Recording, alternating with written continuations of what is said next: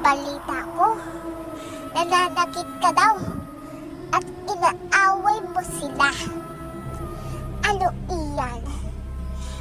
Salbahe ka na ba talagang bata? Saka hindi ka natutulog ng maaga. Puro laro na lang yung inaatupag mo. Laro, cellphone. Ano iyan?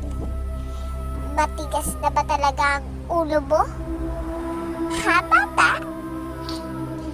Nang-aaway ka pa? At sinasaktan mo sila?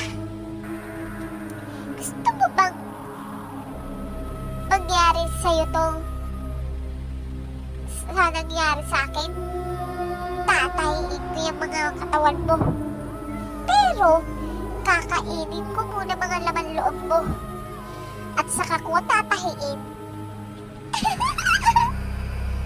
Ano? Iyan. Pag kinuha kita, hindi mo na sila makikita at makakasama, iyan. Kaya, kung ayaw mo, magpakabait ka. Huwag kang mga-away at huwag kang mananakit ng tao. Naiintindihan mo ba, iyan? Dahil pag di ka nakinig, malapit lang ako dyan sa bahay ninyo at kukunin kita.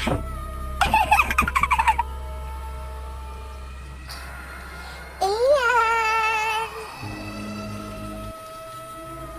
Iyan, bata!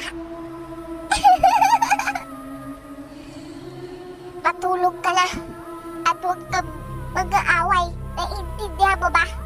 Kung ayaw mong matulad sa akin. Ano iyan? Huwag salbahe, huwag makulit, huwag matigas ang ulo, at huwag kang mananakit ng nakakatanda sa'yo dahil hindi maganda yun.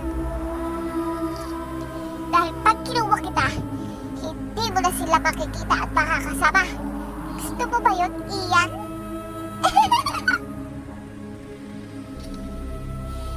Tulog na iyan kung ayaw mo. Puntahan talaga kita dyan at kakadiinig ko ang mga laman loob mo. At syempre, sisipsipin ko ang matamis mong dugo. Kakainin ko ang mga paa mo. Ano iyan? Kakainin ko yan. Mga mata,